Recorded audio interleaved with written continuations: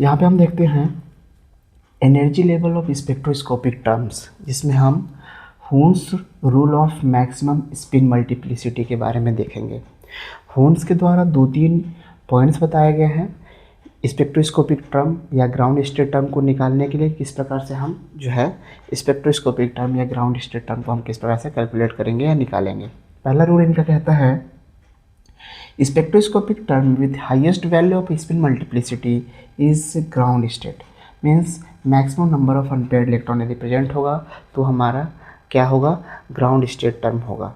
एक एग्जाम्पल ले लेते हैं, जैसे D2 सिस्टम के लिए यदि हम स्पेक्ट्रोस्कोपिक टर्म लिखें तो क्या हो जाएगा 3p 1g 1d 1s, ठीक है। एक दो टर्म और भी होंगे।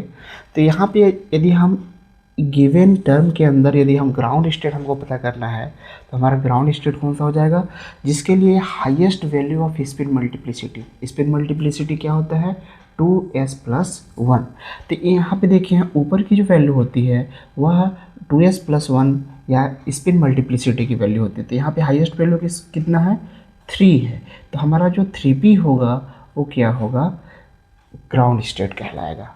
Okay, next question, next point कहता है if two spectroscopic term have same spin multiplicity then the lower value of L is ground state. यदि दो टर्म के लिए स्पिन मल्टीप्लिसिटी की वैल्यू बराबर हो जाए, जैसे यहाँ पे एग्जांपल के लिए हम देख रहे हैं इन दोनों ही टर्म के अंदर 3f 3p दिया हुआ है, 1g 1d और 1s है, ठीक है।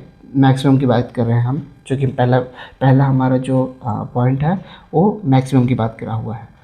तो यहाँ पे हम देखें इन दोनों टर्म के अंदर हमारा ग्राउंड स्टेट कौन होगा, तो इसके लिए हम फिर L की वैल्यू से डिसाइड करेंगे।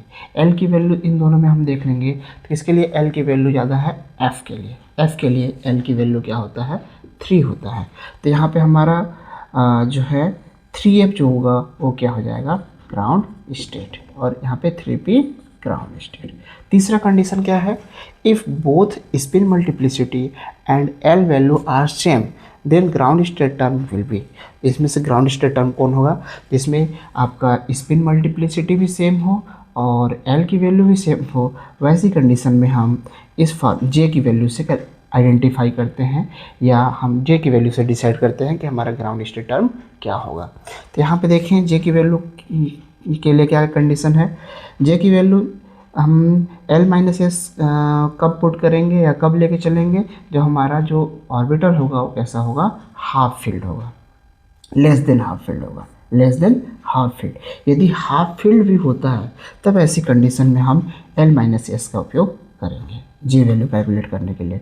दूसरा, यदि L+s की वैल्यू हम जब कब पुट करेंगे, जब हमारा ऑर्बिटल क्या होगा, मोर देन हाफ फील्ड होगा। इसको हम एक एग्जांपल की सहायता से समझने का प्रयास करते हैं। जैसे हमारे पास 3p टर्म है, ठीक है, सॉरी 3p हमारे पास इलेक्ट्रॉनिक कॉन्फ़िगरेशन है, और इस 3p के लिए हमें जो है ग्राउंड स्टेट टर्म निकालना है। तो यहाँ पे s की वैल्यू सबसे पहले हम निकाल लें, किसकी वैल्यू, s की वैल्यू।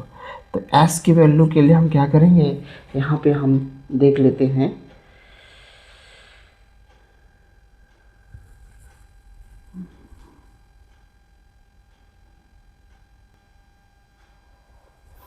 ओके यदि हमारे पास P2 इलेक्ट्रॉनिक कॉन्फ़िगरेशन हो तो हम तीसरा रूल को अप्लाई करते हैं। तीसरा रूल हमारा कैसे अप्लाई होगा, P2 के लिए p ऑर्बिटल में कितने इलेक्ट्रॉन हमारे पास हैं, 2 इलेक्ट्रॉन है, 1 2। ओके, अब इसके लिए सबसे पहले हम 2s+1 स्पिन मल्टीप्लिसिटी की वैल्यू कैलकुलेट करें।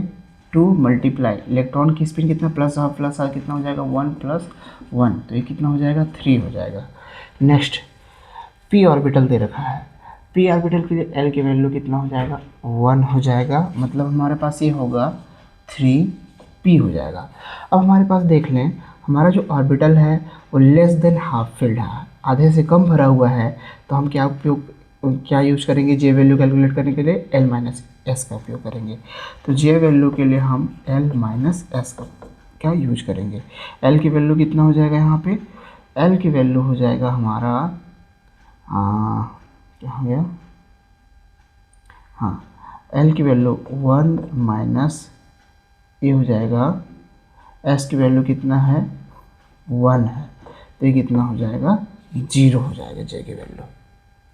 एल की वैल्यू 1, एस की वैल्यू भी 1, तुम्हारा एस की वैल्यू कितना हो जाएगा 0। ठीक है। दूसरा कंडीशन क्या कर सकते हैं, हाँ, तो इसके लिए हमारा ग्राउंड स्टेट टर्म क्या हो जाएगा 3p0 हो जाएगा, एक ग्राउंड स्टेट हो जाएगा। यदि हम l प्लस एस की वैल्यू भी निकालेंगे, l प्लस एस की वैल्यू निकालेंगे, तो यहाँ पे l की वैल्यू 1, s की वैल्यू 1, तो ये टोटल वैल्यू j की 1, तो ये टोटल j की वैल्यू कितना निकल आएगा 2 निकल आएगा। तो हम ग्राउंड स्टेट टर्म लिखेंगे तो क्या हो जाएगा 3p2 3p1 और 3p0। ठीक है। हाईएस्ट से लोअर वैल्यू सब कैलकुलेट करते हैं इसमें, तो हमारा ग्राउंड स्टेट टर्म कौन सा हो जाएगा 3p0 हो जाएगा। ठीक है। तो इस प्रकार से हम हून्स रूल के द्वारा हम ग्राउंड स्टेट टर्म जब कैलकुलेट करते हैं, निकालते हैं, तो इन सभी रूल को फॉलो करते हुए निकालते हैं। ठीक है।